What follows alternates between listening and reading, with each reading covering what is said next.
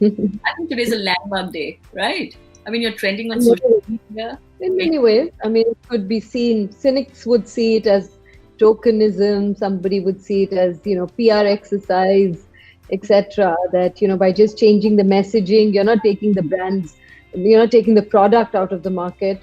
For those of you who may not know, just to say that Hindustan Lever has announced that they are going to stop their fairness messaging. It's fair and lovely, including fair and lovely, which is almost like a euphemism for this obsession with fairness. So they're going to remove all words like whitening and fair and all of those words out of their world of marketing. So in many ways, it is a landmark day, but time will tell us what are really going to be the long-lasting impacts of it. But at the very least, it's definitely brought back the focus to these issues, which has been hidden in plain sight. And I think this whole protest around the world on Black Lives Matter Yep. has, sort of brought it into sharp focus. It's these protests. You have to be part of it. I mean, even if it just makes good business sense. But I don't want to be cynical. I think today is still a day to celebrate the fact that needle is moving in the right direction, and every drop counts. Yeah, I know. We were following you all day. I mean, every time there was something happening, we were on media calls ourselves. Yeah, And I was being bombarded yeah, because I've by default become the face of this campaign, Dark is Beautiful, which I revamped kind of last year and called it India's Got Color, which sort right. of celebrates diversity, and it's more inclusive than having the pressure of being dark and being beautiful. Being beautiful is too much of a burden on women. I don't think we should be carrying it. Sure. So by default, I'm the face of it because I think many actors are progressively becoming lighter and lighter with every film.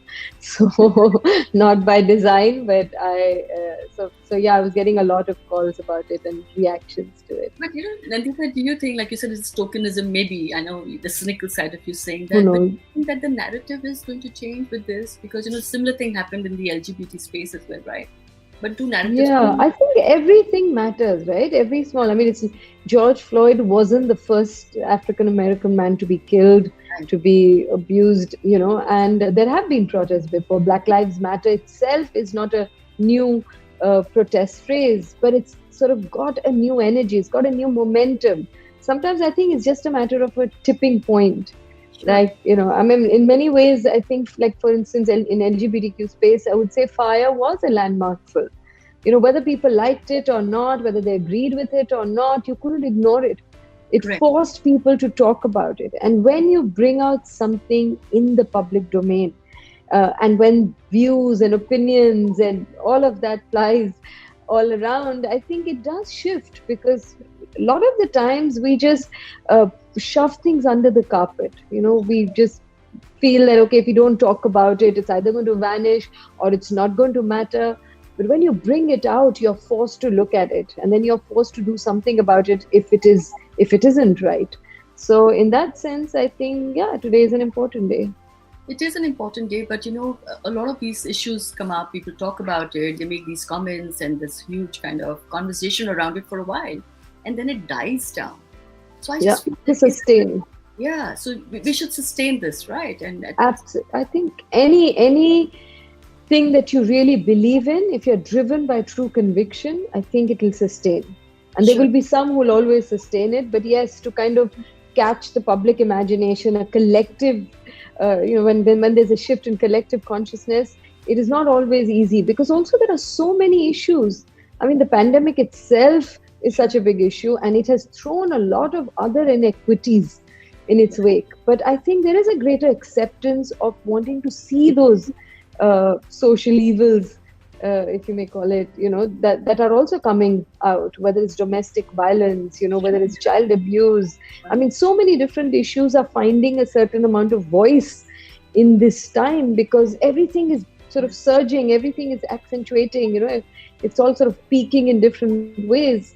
So I mean, even if it is a tokenism, I'm saying, even if it is just being politically correct, but I don't think we should be too cynical, because when something new happens, we have to see what opportunities it brings with itself, and how we can seize the moment and further the conversation. And that's really up to us. We are all complicit in it, so it's Sure. it's really up to each one of us. because we talk about society quite a bit. Like all of us will say society is doing Yeah, this, society is holding us yeah. back, society is the one who's talking about But dark. what's it made of? But who is the society, right? We are the society. Exactly, yeah. So We I are mean, the people. yeah, because I've grown up in a household where my sister, for instance, was slightly darker skinned than me, and I remember when my mother was looking for suitors for her, she would tell me, "Make sure that you don't come out to the lamp." Yeah, Yeah, because just in case, and that used to happen quite a bit. And this fascination that we seem to have for light, yeah, obsession.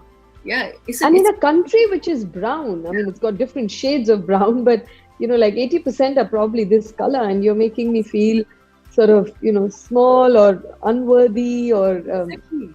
discriminating against it. I mean, after I started supporting this campaign in 2013, I can't tell you the horrific stories that I have heard. I knew this prejudice existed.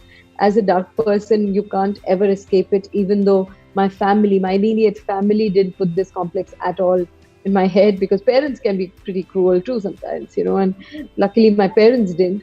But I think my own understanding about the issue, that how heightened it is, really came after I joined the campaign. And so many women would share their stories, men too, would share their stories, from women wanting to commit suicide, from women coming and saying, okay, I've got these two daughters, exactly like what you said, Raga.